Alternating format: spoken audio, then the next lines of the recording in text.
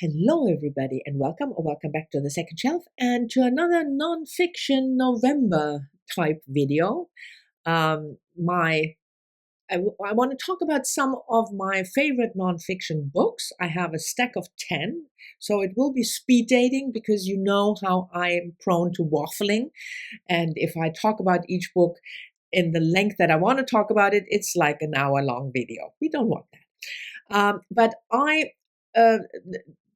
felt these books were underrated, especially by me. And what I mean by that is I have not really talked about them a lot on this channel. There are nonfiction books that come up again and again and again, and that I feature more than once or twice or three times. And those, unfortunately, were not one of those, and they deserve to be promoted.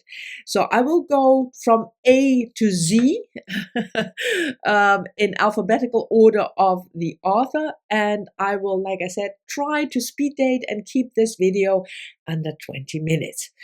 There we go. The first book I want to feature is a memoir, Fault Lines by Mina Alexander. Mina Alexander was a poet born in India. She then grew up in Sudan, and then in the US, and she died, unfortunately, 4 or 5 years ago when she was not even 70.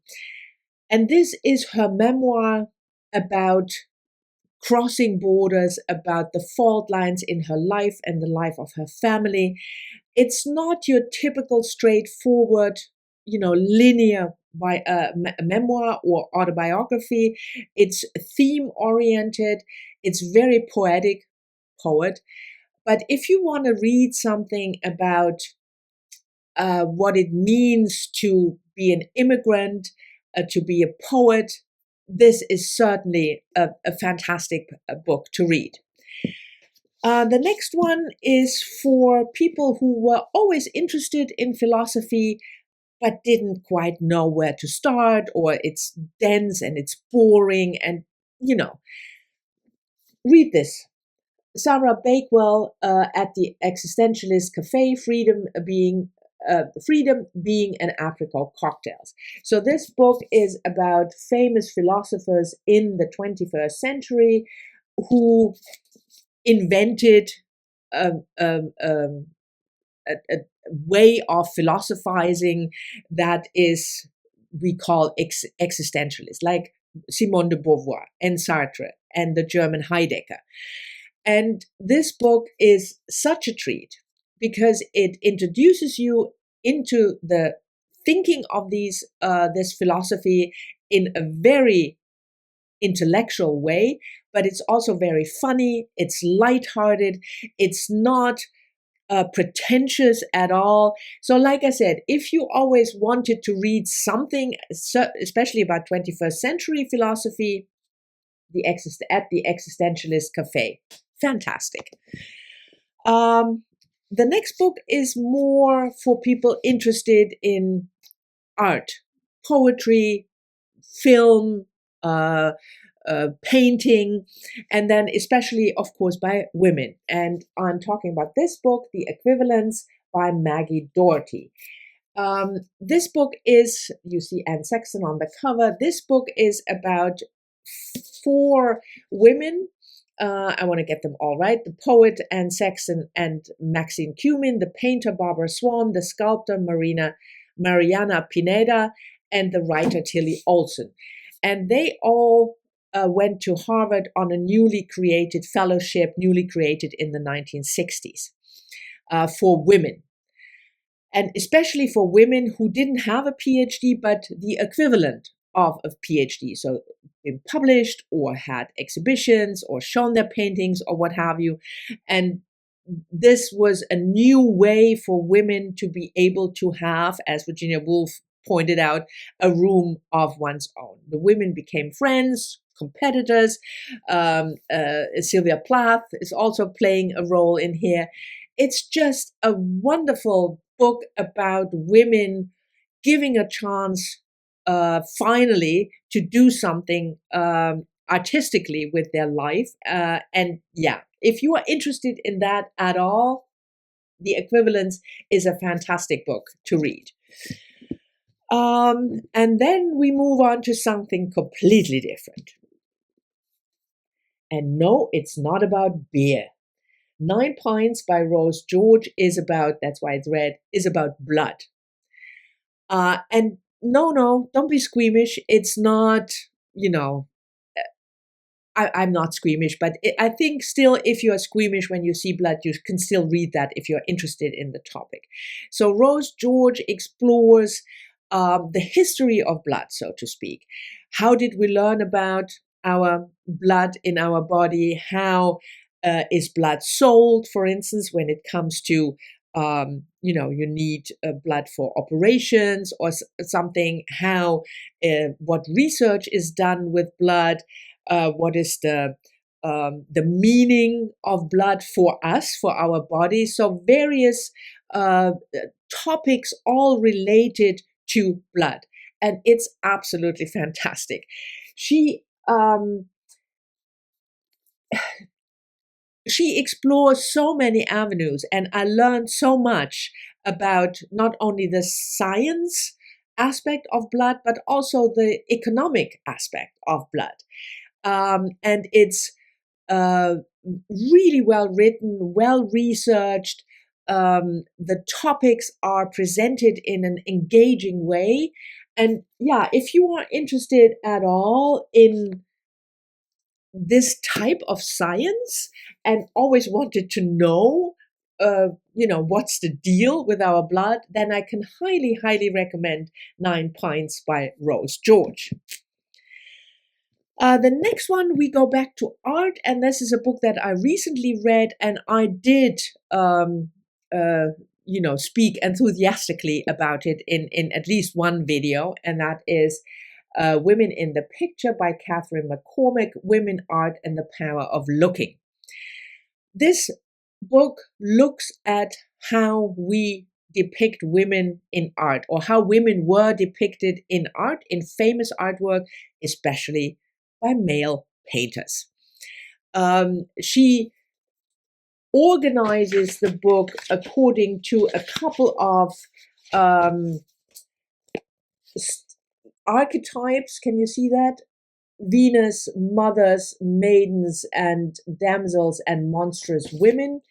And she explores the power of looking and seeing and being presented with your own body, I mean us, of women, in a certain way, and what kind of influence that had, and what it says about how we perceive women or have perceived women in the past.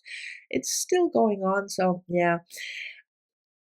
You have to be interested in art to appreciate that book, or to not find that book boring. But if you are, even slightly, I think you will find she describes the artwork really thoroughly, so you don't have to know the paintings.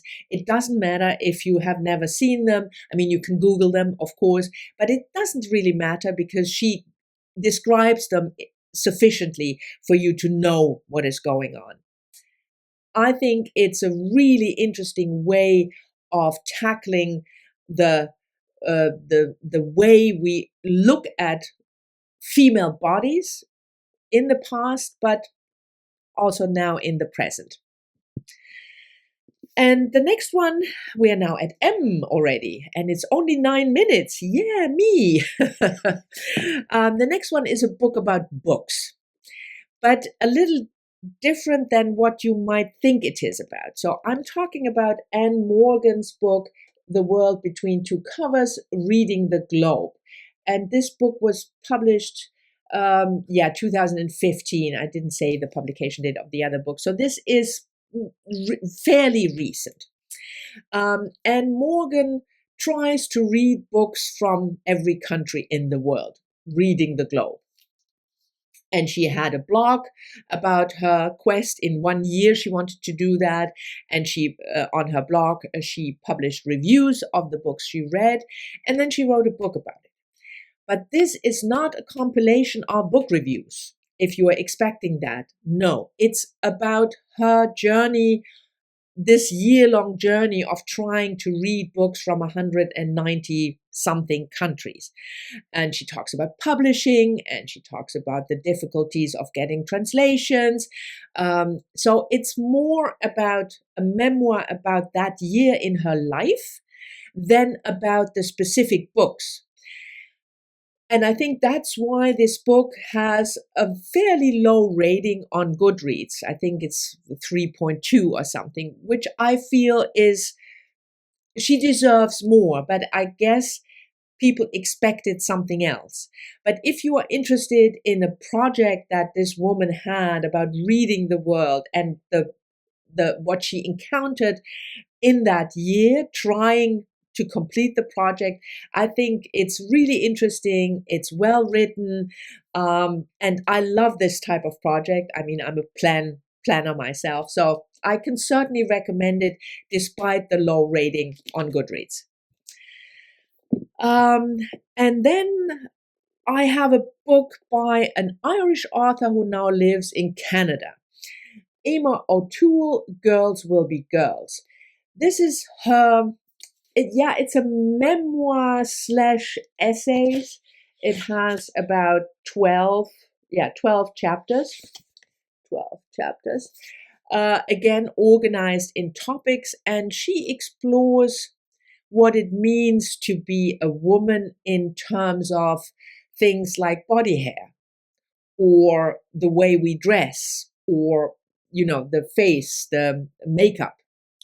So it's not so much, I really liked the different approach to this topic.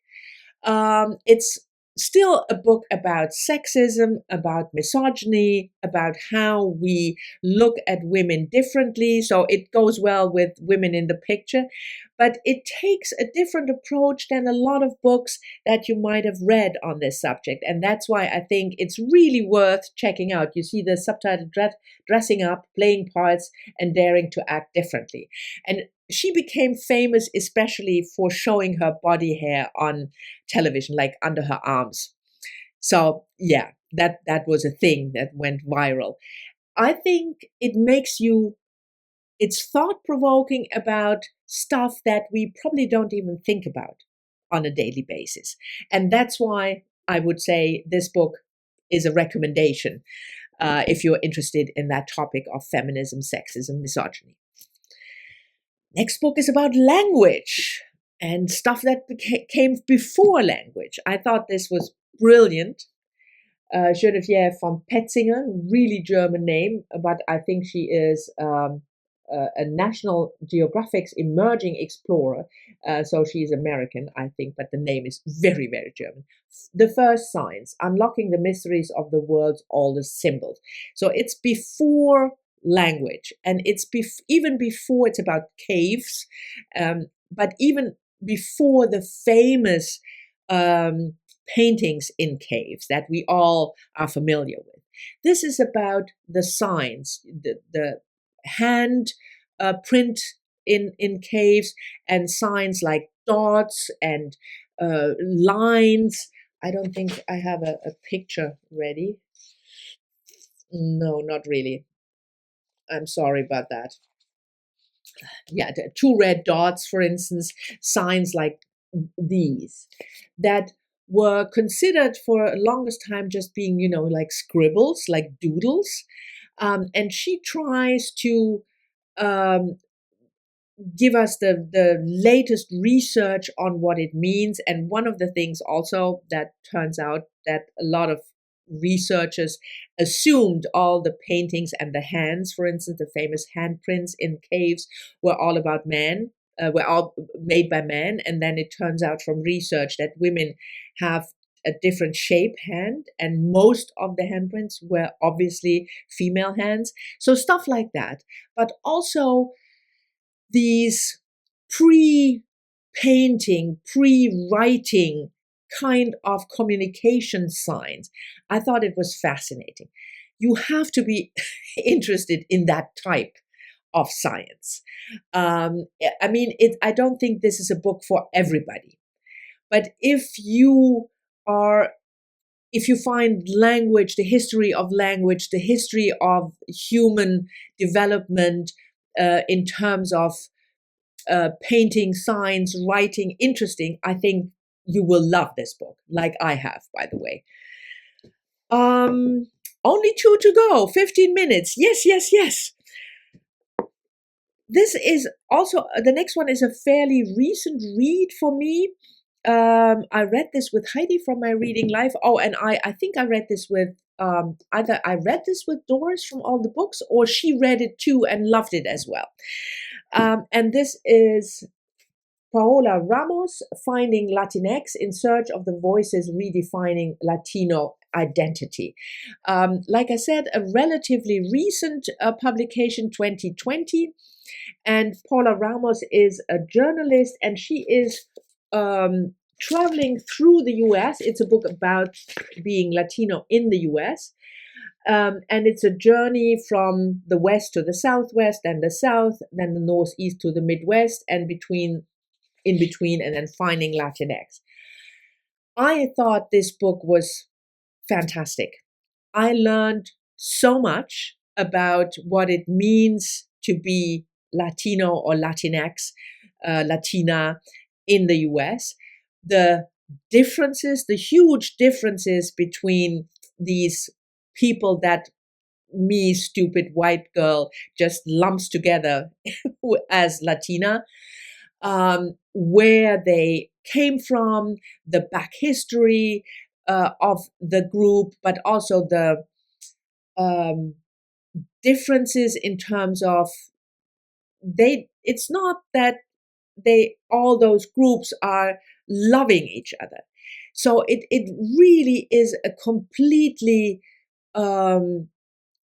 different approach to looking, what does it mean to identify as Latinx. She uses that word and explains also why she uses that word.